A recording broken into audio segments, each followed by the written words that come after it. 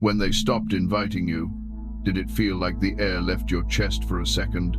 Like a physical blow that you couldn't explain to anyone? Because it's just a hangout, right? But it didn't feel like just a hangout. It felt like a verdict. When the group chat kept lighting up and your name wasn't in any of the messages, did your stomach drop even though you tried to act like you didn't care? You told yourself you were busy anyway. You told yourself you didn't even want to go. But your body knew the truth before your mind did. When you saw their stories together, laughing, traveling, eating, standing in the exact places you thought you'd always stand with them, did you have to quickly tap away before the tears came? Did you feel that hot, stinging sensation behind your eyes? The feeling of being replaced, the feeling of being erased from a narrative you helped write. Have you caught yourself staring at your phone, typing a long message to ask what went wrong, pouring your heart out into a notes app, drafting texts at 1 trying to find the perfect combination of words that would make them care again, then deleting it, backspacing character by character, because you didn't want to look desperate, because you didn't want to give them the satisfaction of knowing they hurt you? Do you ever ask yourself quietly, not out loud, maybe in the shower where no one can hear, or in the car on the way home from work, why am I the one people leave when I loved them so deeply? Why is my love always the disposable kind? Why am I always the placeholder until someone better comes along? Do you scroll through old photos and feel like you're looking at a different lifetime? You see your own smile in those pictures, but it looks like a stranger, a different version of you, who believed that circle would be forever, who believed that loyalty meant something. Listen, please, really listen. You're not hearing this by accident. You didn't stumble across this in the algorithm by chance. Lately it feels like God removed you from the circle you thought you would grow old with, the bridesmaids you thought you'd have, the business partners you thought you'd build with, the family you chose. Friends drifted, plans changed, conversations dried up. The energy shifted from warm to lukewarm, and then to freezing cold. You replay moments in your head, like a detective looking for clues at a crime scene, trying to find the exact day where everything broke. Was it that joke I made? Was it the time I couldn't make it to the party? Was it when I started talking about my faith? You keep checking your reflection in this story, asking, what's wrong with me? Am I toxic? Am I boring? What did I do? Why wasn't I enough for them to stay? But this wasn't rejection. I know it tastes like rejection. I know it burns like rejection. But this was protection. There is a reason the group shifted. There is a reason you stopped feeling safe in rooms that used to feel like home. There is a reason the laughter started to sound sharp instead of welcoming. There is a reason your soul felt heavier even while your face kept smiling around them. Your spirit was picking up on things your conscious mind refused to see. This is not just people being people. This is not just growing apart. This is not just life happens. Something deeper has been moving underneath the surface. Something divine. Something necessary. This is why God removed you from that circle, and why it might be the greatest act of mercy He has ever shown you. Reading speed, 0.9x recommended overlay. C1, C2. If your eyes are burning a little right now, if your throat feels tight, if your heart is beating faster because it feels like I just opened a door you've been keeping locked inside, don't click away. Don't run from this feeling. You are not overreacting. You are not too much. You are not too sensitive. You are not broken or hard to love. You've been walking around with a quiet grief that nobody really honored. Because when a romantic relationship ends, people bring you ice cream. People ask if you're okay. There are songs for it. There are movies for it. But when a friendship circle breaks, when you lose your community, the world says, it was just friends. Make new ones. And the world doesn't always understand how deep that kind of loss cuts, how it unmoors you, how it makes you question your very identity. Take a breath with me, a real one. In, fill up the space in your chest where the hurt is, and out, let the shoulders drop.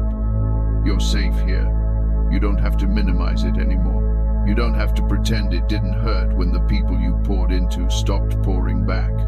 When the people you carried dropped you the moment you stumbled. Stay with me, just for a few more minutes.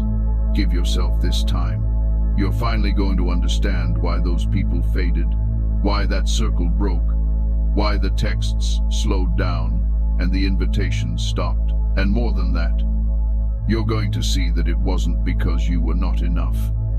You were not abandoned. You were being protected. You were being sequestered.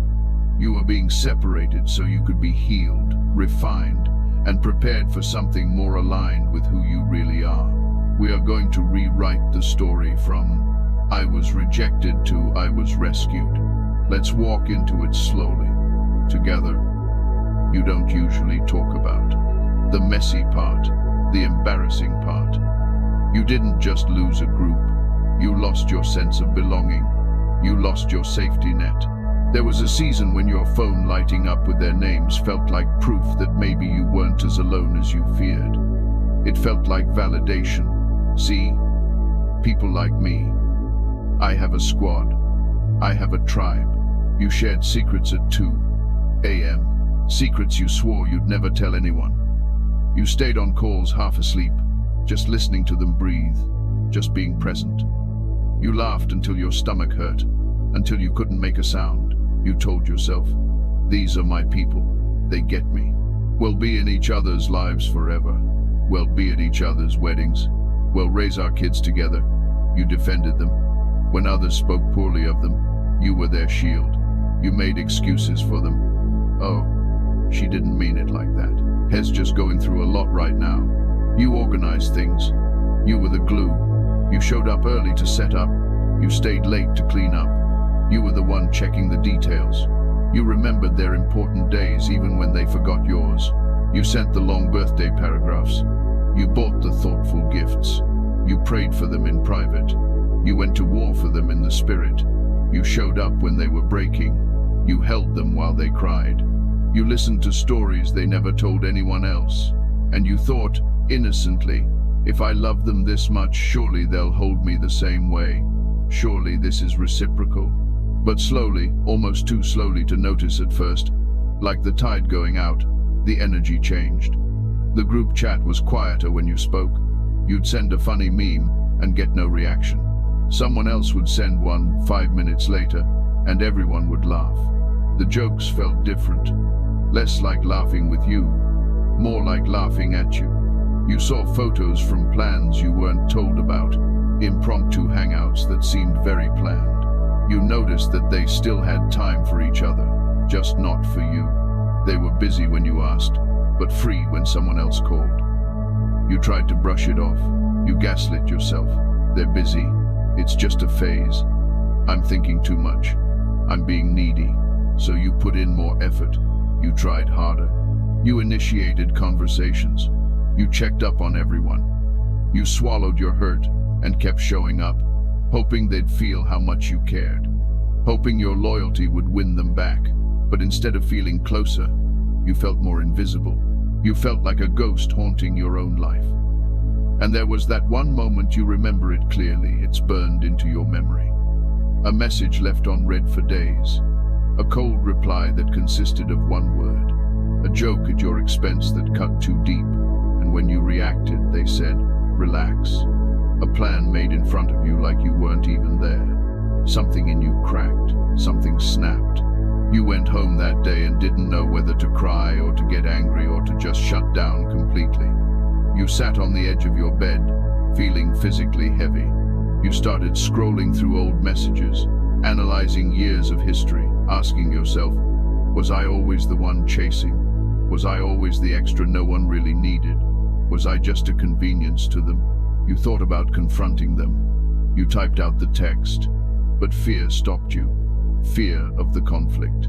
Fear of hearing the truth. We just don't feel close to you anymore. Fear of being labeled dramatic or crazy.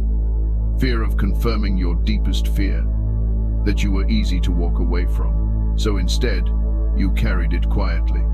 You swallowed the poison. You watched them grow closer to others. You watched inside jokes develop without you. You heard about big life updates through social media, just like a stranger would. And then it happened, the unspoken break. No huge fight, no screaming match, no clear ending, just a slow fade, a drifting away.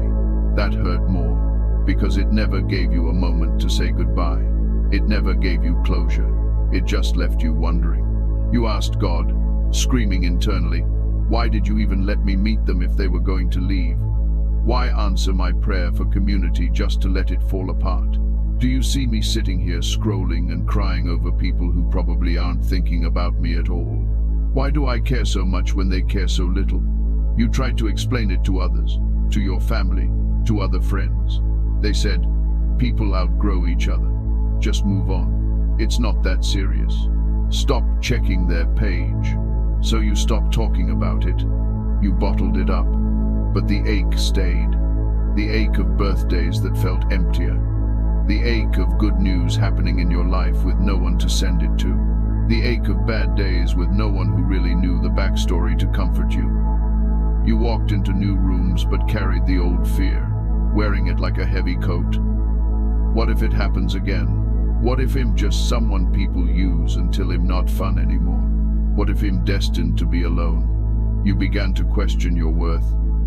Maybe I really am too sensitive. Maybe I'm not interesting enough to keep around. Maybe people only love me when I'm helping them. Listen, look at me.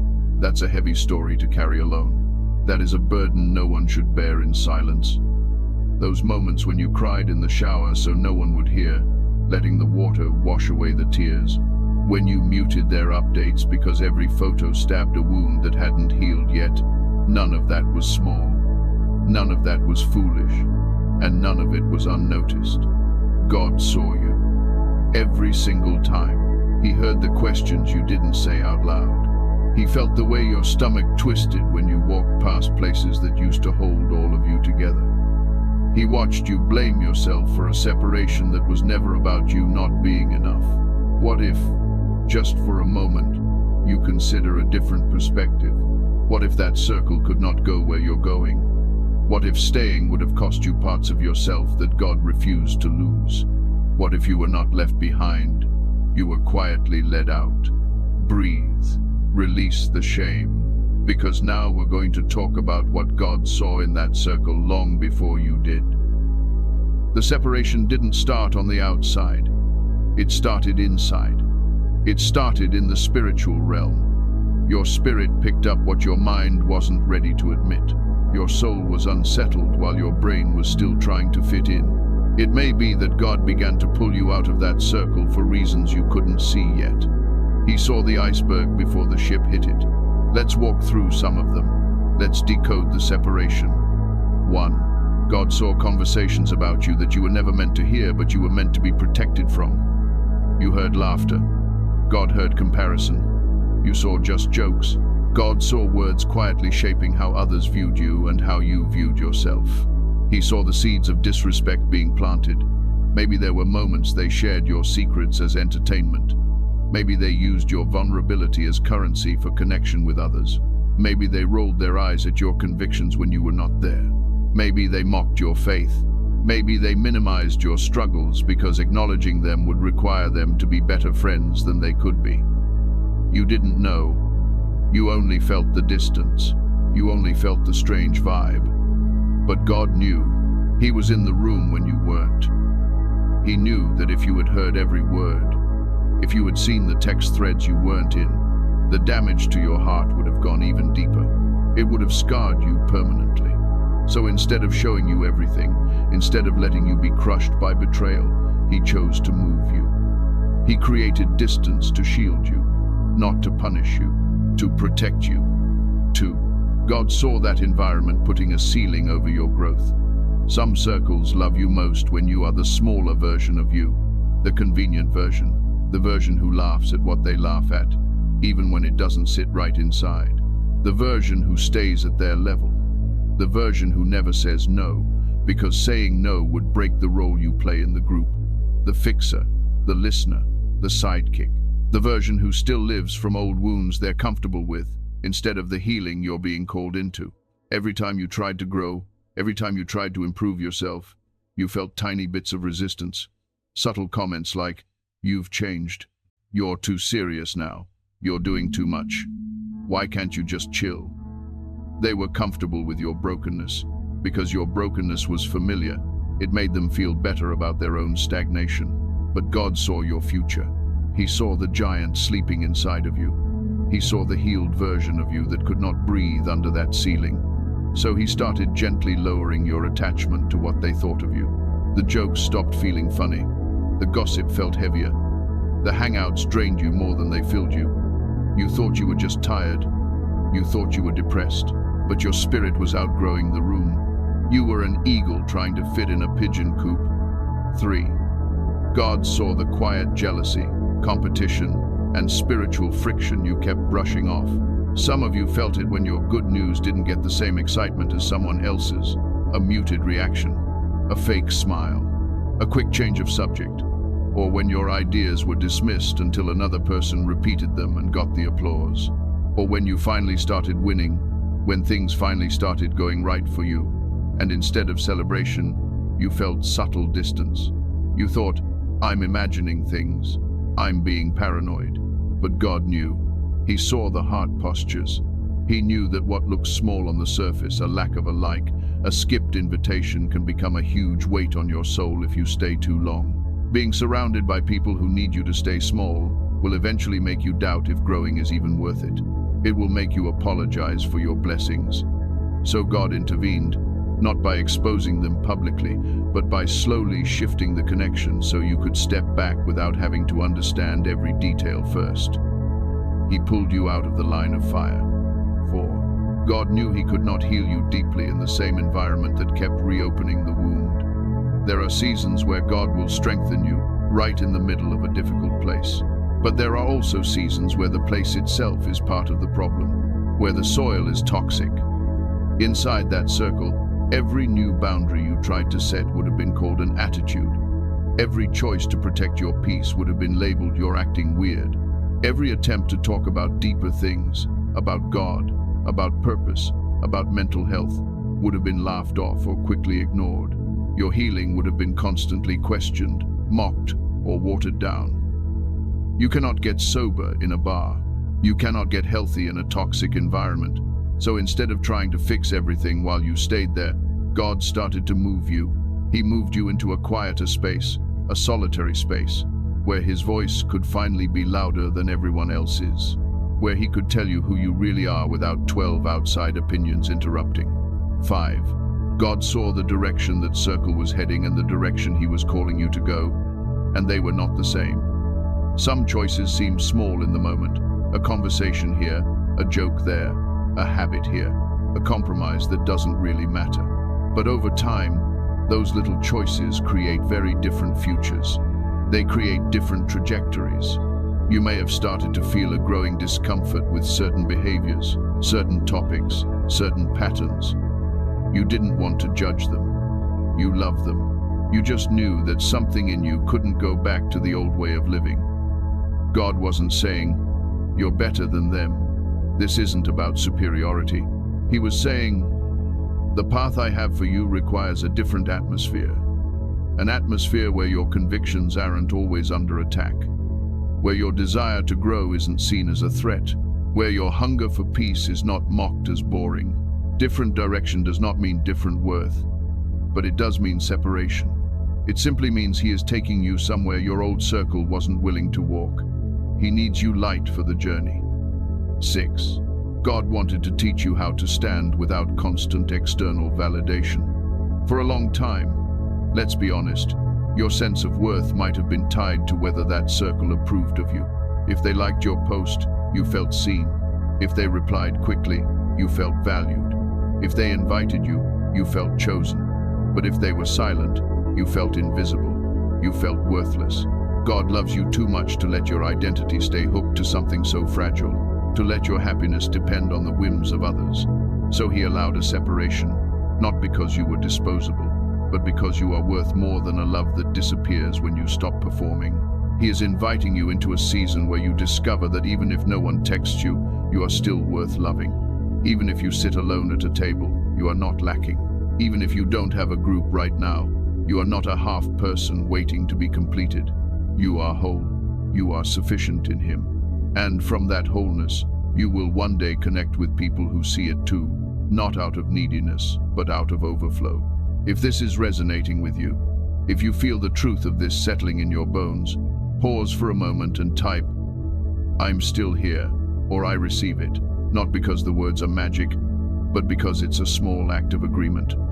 A way to say yes to the new season. A way to say you are willing to see your story differently. Because now we're going to move into something tender and powerful. Why this isolation is not the end of your story, but the preparation for a new kind of circle, built on alignment, purpose, and peace. Let's soothe the anxiety, and let this truth land gently like a balm on a burn. What felt like rejection has often been divine protection. You've been looking at the closed door and calling yourself unworthy. You've been banging on it, asking to be let back in. But in the background, God has been standing between you and things you didn't even know would break you. He locked the door from the inside. You keep asking, why didn't they stay? But another question is this: why am I so willing to believe Him hard to love when the one who formed me has never walked away? Listen, really hear this. You were not removed because you are difficult. You were removed because you are precious. There are parts of you God is fiercely protecting. Your softness, your ability to trust, your quiet compassion, your creativity, your hunger for truth. Those qualities are rare and sacred.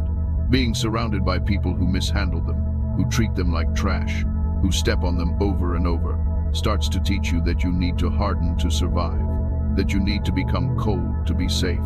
And that is not the story God is writing over you. He needs your heart soft. So He leads you into a hidden season, a season where the room is quieter, the calendar is lighter, the nights feel longer. It can feel like punishment. It can feel like a timeout, like you failed some secret test. But isolation, in this context, is not God turning His back. It's God closing the door so He can speak to you without the noise, without the interference.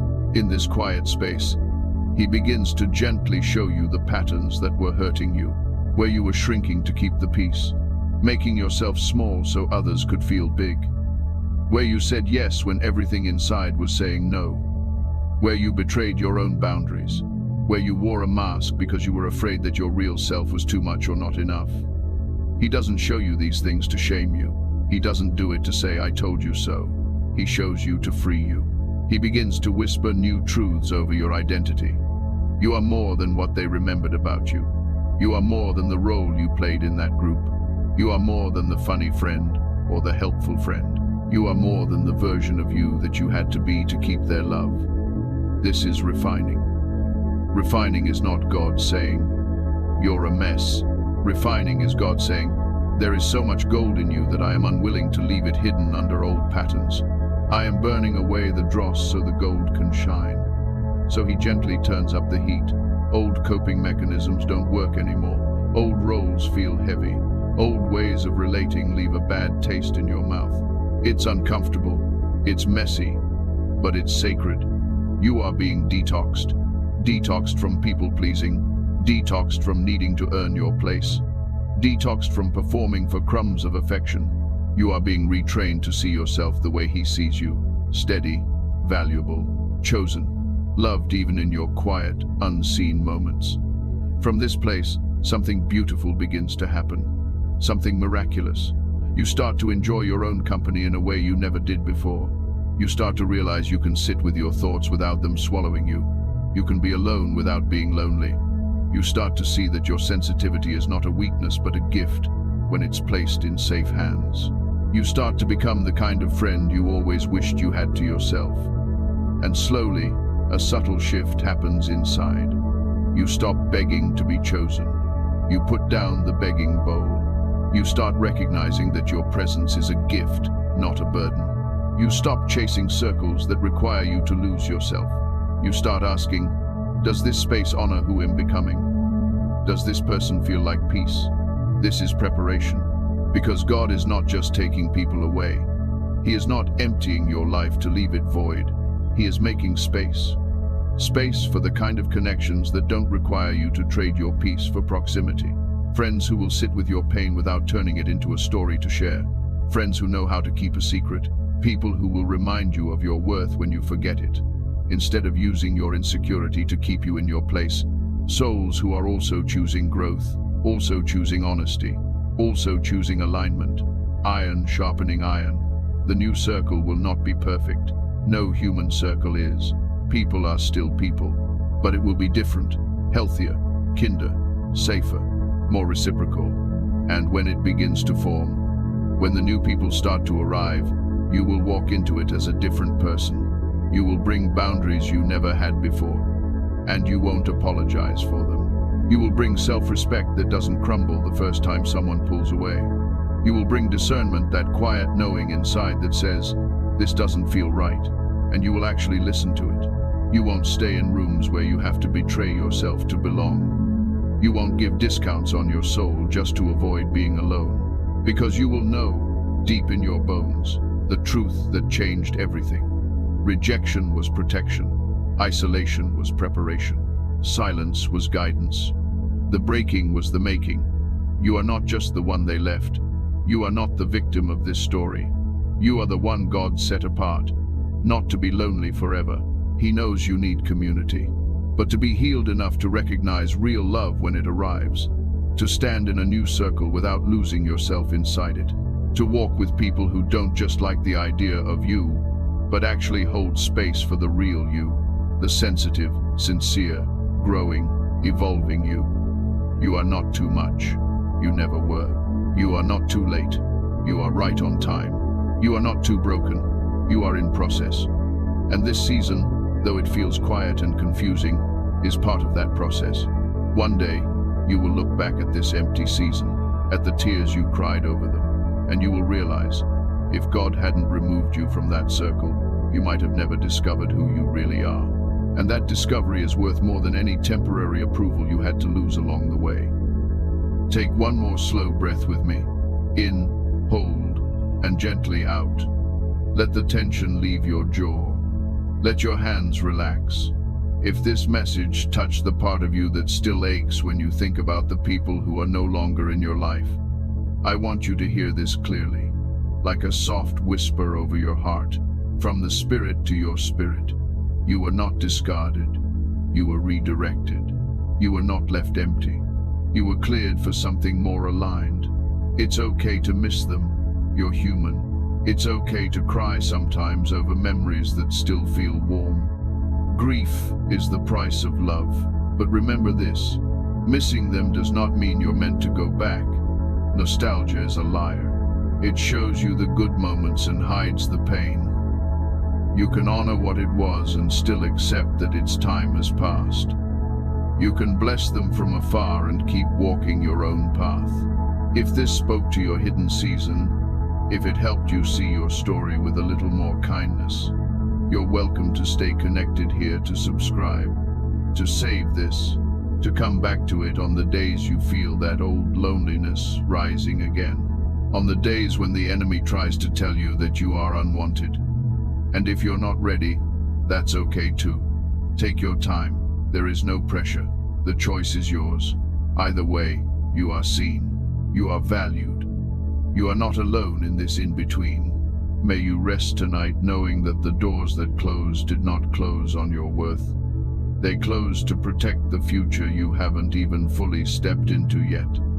They closed to keep the wind out so your flame wouldn't blow out. Breathe, release, trust. You are held. You are chosen. And this season is not the end of your story. It's the shaping of it.